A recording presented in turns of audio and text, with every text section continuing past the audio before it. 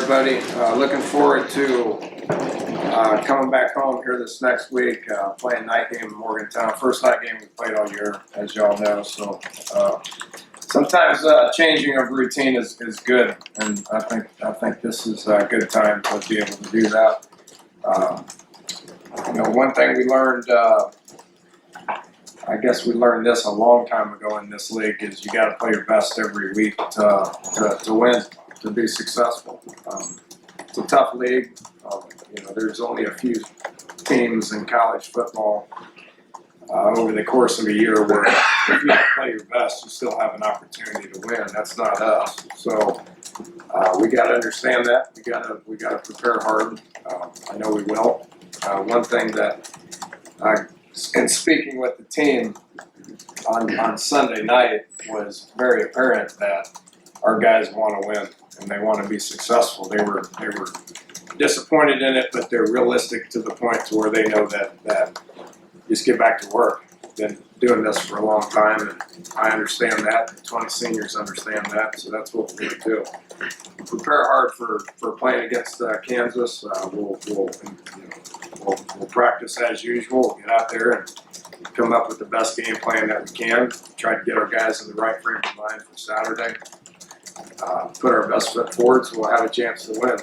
That's what this is about. That's what we're going to do. So Kansas offensively, David Beatty is calling the plays this year. Is a really good offensive football coach. Been at some good places. Doing some good things offensively. I guess the thing that sticks out more than anything is they're turning the ball over too much. we can't rely on them to turn the ball over. We got to force them, and that's what happened to us last week. So we got to get back to where we're forcing turnovers, much like we did 2 weeks ago, and we can't rely on them just to give it to us. So that's kind of the message with the defense. Played two different quarterbacks, Kozar and Willis, both have good experience. got a couple of difference-making receivers that you'll see. Number one, Gonzalez, is dynamic transfer from A&M, national recruit out of high school, and then Sims, a little kid out of Houston, is doing some good things as well. So be a good challenge for us defensively. Offense, we got some work to do. These guys are pretty steady. A lot of respect for Clint Bowen. We've heard that name before. He's been there for as long as we've been in the Big 12. He's been their defensive coach. Was their interim guy there for a little while. Very respected in the business. Does a great job with their defense. Got some good young players that are up and coming. Their gut DN, the Armstrong kid, number 2, has got a sack in each of the last, I think, 6 games, something like that. Is playing really well. 2 senior corners. A couple years ago, they had a couple of corners I thought were as good as anybody that are in the NFL now. These guys are good. They got a couple of corners that can really play. Pretty stout against the run up front. Do a good job with pressure. They play hard. One thing that you'll see on their team more than anything is the amount of energy that they play with. So we got to get out there and start fast if we want to get accomplished what we want to get accomplished in this game. So it'll be a challenge. We know that, and our guys understand that. We'll work hard to see if we can't get back on track here this week. Coach. Besides turnovers, what offensive improvements do you need compared to last week? Do we got to score? we still didn't meet our goal with touchdowns in the red zone. We're 4 for 4, which that's good. We were just outside the red zone when we missed a field goal. That was a pitiful 3-play sequence. After we had momentum, we moved it all the way down the field. We 3 horrible plays, and then we missed the field goal. But we just got to keep drives going. We got to get the ball in the end zone. It's been an issue with this team. We got to score more. We're still not scoring what we need to do to be successful. This past week, that was. I'll get this out of the way. I mean, it was an evenly matched game, and it was an evenly played game, with the exception of 3 plays. You take those 3 plays away, I don't know if we win because we still got to. It's a tie game. We still got to do a better job of finishing drives and scoring touchdowns. We scored 2 touchdowns. Hell, we scored more against them last year than we did this year. It's not good enough. Got to score more. Yeah, and I ain't gonna sit here and focus on the turnovers and all that. I mean, we've been good with it throughout the course of the year. I think you know when you look at it, I think Oklahoma State was they give them credit. They played pretty good. They played hard. They played fast. When you turn on the video, you can see that their effort was a little bit better. Their speed was a little bit better, and when you play like that, you force turnovers, and they forced turnovers. We played like that against TCU, and we forced turnovers. So we're capable of forcing them. We're capable of keeping, of preventing them. We just got to be in the right frame of mind. We will be this Saturday. How do you approach it now? Start over, or last week with a bump in the road, or not start over but pick up where you left off 2 weeks ago? Well, we're disappointed in losing. There's no question. I mean, that's unfortunate. We were how close to having a couple losses earlier in the year.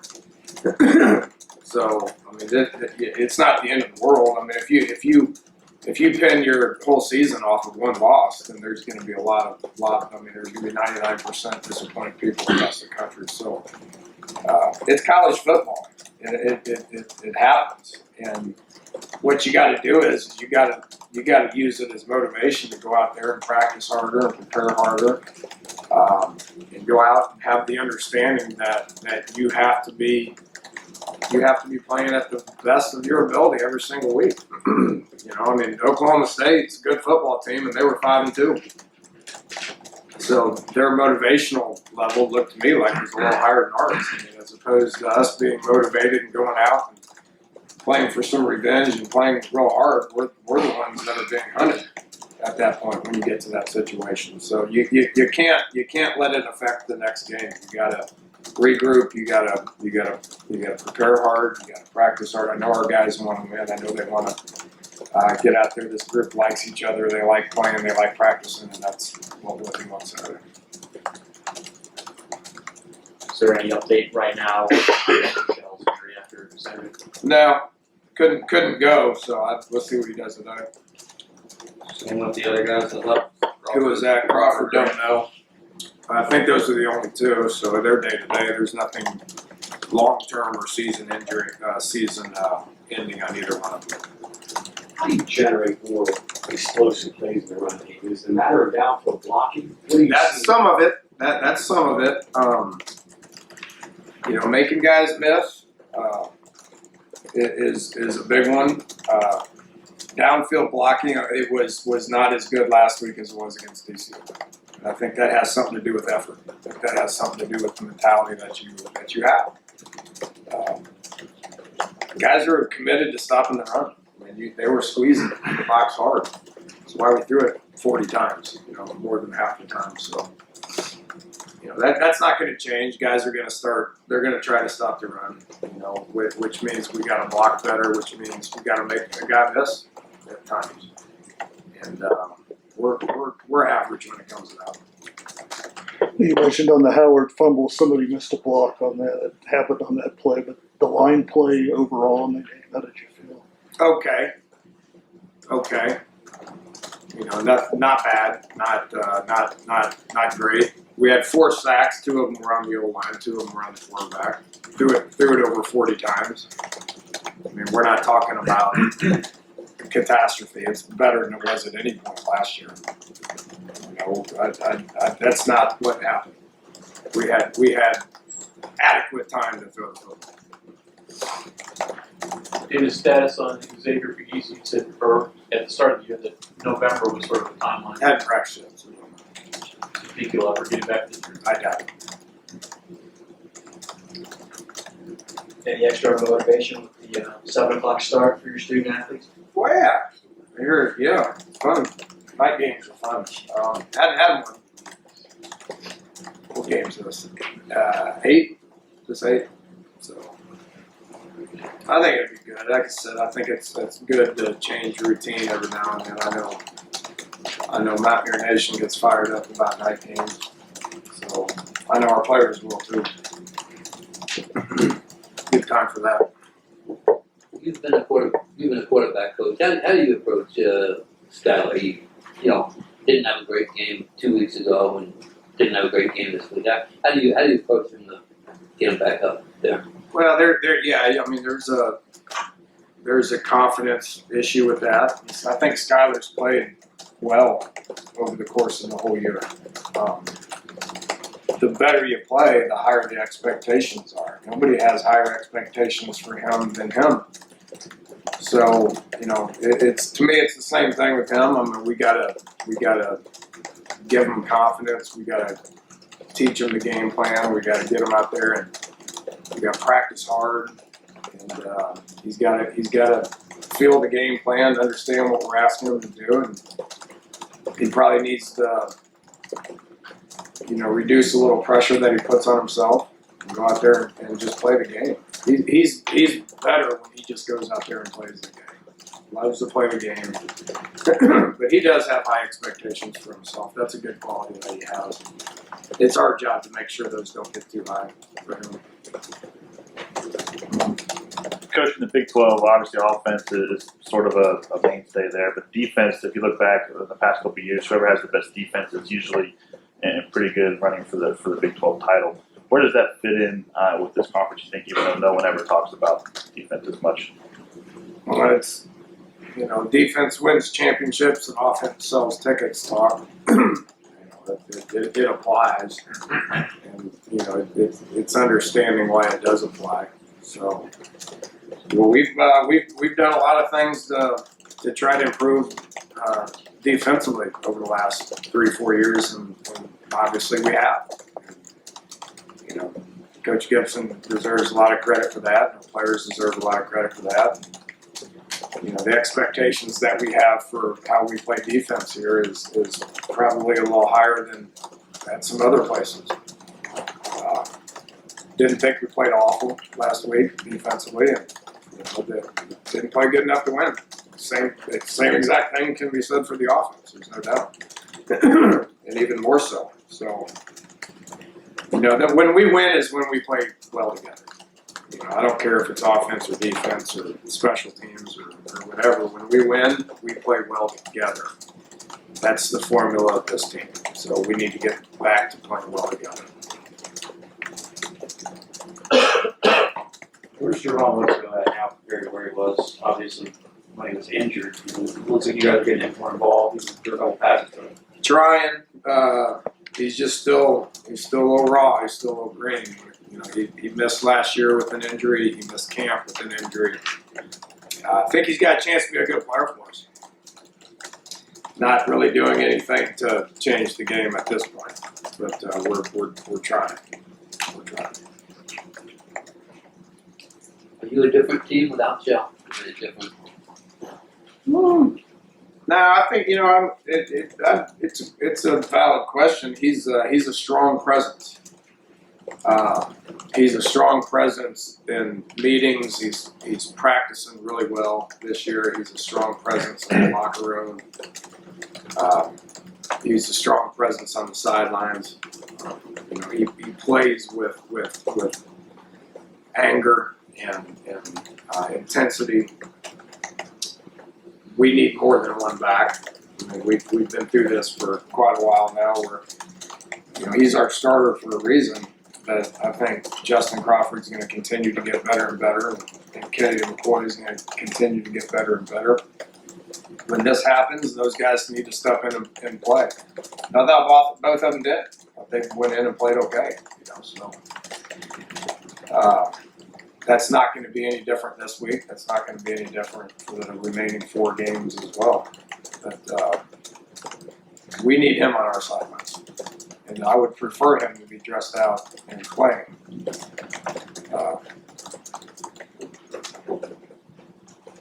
Moving forward, what are the areas about students in regard to recruiting? Are there some spots that you really want to emphasize this round? Yeah, bigger, faster, stronger guys. Guys who score, guys who block, guys who tackle. I mean, we will. That, recruiting, it's always changing. I mean, your needs are always changing. So we didn't decide we needed Justin Crawford until Wendell declared. So that's always kind of a change.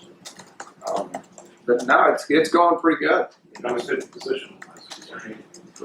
Everything. We're not at that point where we've narrowed it down. I mean, if you look at it, we need probably one of everything. So we're not going to turn down good players based on what we have already. So we got a certain amount of spots left, and guys that are on the board, and we'll take them if they want to come. Along those lines, your success with transfers, graduate transfer, 4-year, whatever, does that sort of change your philosophy in taking more and more of those kids as you move forward? No, I tell you where that's helped out is the signing day surprise stuff. You can only send out a certain amount of NLIs, but when you don't get one or two of them back, there's no reason to panic because you can still fill that slot.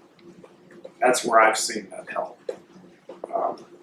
There's been times where you send out 25 letters and you get back 22, and you go, that ain't good, because over the course of a couple of years, that can lower the total number, as we saw what happened here, right around the time I got here. But you can make up those with some guys. You can find guys. You can go through spring practice and say, those corners aren't quite ready to go yet, and go try to find a guy. So it's helped us.